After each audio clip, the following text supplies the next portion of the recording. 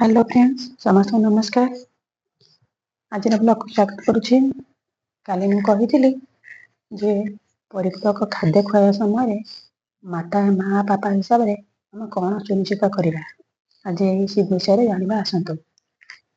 एमती समय बाछंतु जितेबाला आपन शिशु हालिया हो न तरबर हो न शिशु को चामच साहाय्य खाद्य खाइबार अभ्यस्त होगापी किसी समय लगिपे से धैर्य रखा आवश्यक। खाद्य धरी खेलिले शिशु को निज आंगुठीर व्यवहार करने को सुजोग दिंतु।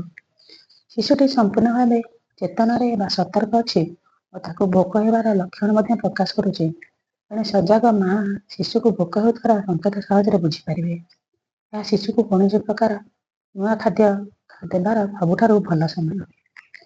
शिशु को कौन प्रकार जिनिस जमी टीवी मोबाइल बा टैबलेट भली कौन उपकरण न देखाई सीधा बसतु।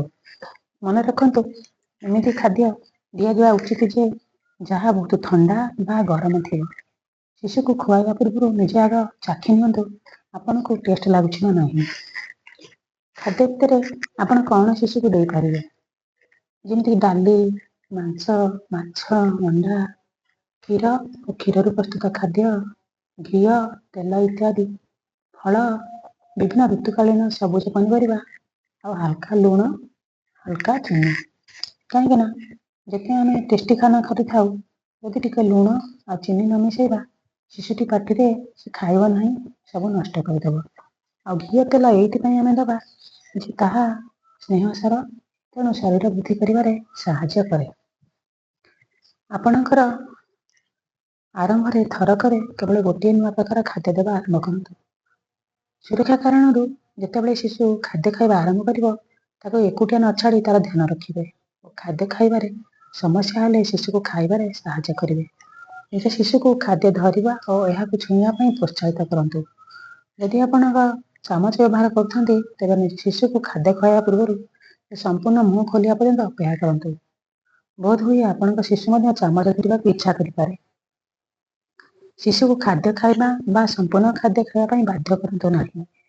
शिशु अनुसार खाद्य खुआवा अर्थ होउछि आपन शिशु को निजे निजे खाद्य खाइबार अभ्यस्त कराइबा। शिशुंकर खाद्य परिवार अन्य सदस्य मानकर खाद्य भली साधारण हो पार। यह फल समस्त काम सहज हो पार। आपण शिशु बड़ होगा पर्यंत ताको क्यों सब फल ठारू दूरी रखा पड़ो से संपर्क में सठिक भाव में जाणी रखिए। केतेबेले शिशु को आपण जानीपारे जे ये खाइबा प्रस्तुत हो गलानी खाद्य देखिले पाटी खोलने को से आरंभ कर शिशुटी को खाद्य चकटिकी खाइबा दिंतु। आ खाद्य समय देखला टीवी कार्टून देखा दिंतु ना। यह धीरे धीरे से आडिक्शन पकईदेव। आपंकर शिशुर आखि खराब हम से आडिक्शन छड़े पारे ना। आपण शिशु बड़ है पर्यंत यही खाद्य खाइबा दिंतु ना। 5 वर्षर छोट शिशु मान गोटा बादाम दिंतु ना। यह तंत्र लगे आशंका रही तेरे छोट छोट खंड बादाम खाइबा दे पारे।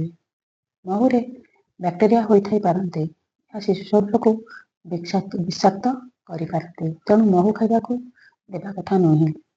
समस्त जीवाणु मरिया पर्यंत संपूर्ण भाव में पानी दे फुटे सीझा हो अंडा खाइबा दिंतु ना। अंडाटा को भल कि सीझे खाइबा दिंतु। पाचराइड क्षीर व्यवहार न करी खाद्य विषाक्त होवार आशंका रही तेणु केवल पाचराइड क्षीर दिंतु। परिपूरक खाद्य को शिशु को केते मास केते गिना आउ को परिमाण खुआइबा 6 ରୁ 8 मास प्रतिदिन 2 ରୁ 3 थर बहलिया क्षीरी भल भाव में चकटा होता 2 ରୁ 3 चामच खाद्य खुआइबा ठारू परिपूरक आहार आरंभ करतु। बारंबार स्तन्यपान जारी रखु। गोटे बड़ चामच 3टी छोट चामचर एमती 15 मिनिट गोटे गिनारे से पशि पार से खुआतु। 9 ରୁ 12 मास 9 ରୁ 12 मास कप बा गिना छोट खंड कटा होता चकटा होता खाद्य पदार्थ सहित एमती खाद्य खाइबा दिंतु जहाँ शिशु निज आंगुठी साहाय्य धरीपार। स्तन्यपान कराइबा सहित 3-4 थर खाद्य खुआतु। भोक अनुसार 1-2 थर हल्का जलखिया खाइबा दिंतु। 12 ରୁ 23 मास स्तन्यपान कराइबा सहित प्रतिदिन 2 ରୁ 3 थर 1 कप गिनारे कटा होता चकटा होता खाद्य दिंतु। ଭୋକ ଅନୁସାରେ 1ରୁ 2 ଥର ହାଲକା ଜଳଖିଆ ମଧ୍ୟ ଦିଅନ୍ତୁ। ଶିଶୁର ମେଜରିଂ ସ୍ପୁନ୍ ଆଉ ଗିନା ଆଉ ଚାମଚ ରଖନ୍ତୁ। ତାହା ପରିମାଣ ଧୀରେ ଧୀରେ ବଢ଼େଇବାକୁ ଚେଷ୍ଟା କରନ୍ତୁ। ଆଜି ପାଇଁ ଏତିକି। ଆମେ ଆହୁରି କାଲିକି ଜାଣିବା ଶିଶୁର ଖାଦ୍ୟ କେତେ ବହଳିଆ ବା କେତେ କଠିନ ହେବା ଆବଶ୍ୟକ ଅଛି ଆଉ କେଉଁ ଫଳ ପନିପରିବା ସେ ଖାଇପାରିବ। ତେଣୁ ଆପଣଙ୍କୁ ଯଦି ମୋ ଚ୍ୟାନେଲଟି ଭଲ ଲାଗୁଛି ଆଉ ଯଦି ଶିଶୁର ଏଇ ଖାଦ୍ୟ ଗୁଡ଼ିକ ବିଷୟରେ ଜାଣିବାରେ ଆପଣ ଶିଶୁ ପାଇଁ ସାହାଯ୍ୟ ହେଇପାରୁଛି ତାହେଲେ ମୋ ଚ୍ୟାନେଲକୁ ଲାଇକ୍, ସେୟାର, ସବସ୍କ୍ରାଇବ୍ କରନ୍ତୁ। ଉପରେ ଥିବା ବେଲ୍ ଆଇକନକୁ ପ୍ରେସ୍ କରନ୍ତୁ ସବୁଦିନ ନୂଆ ନୂଆ କଥା ଜାଣିବା ପାଇଁ।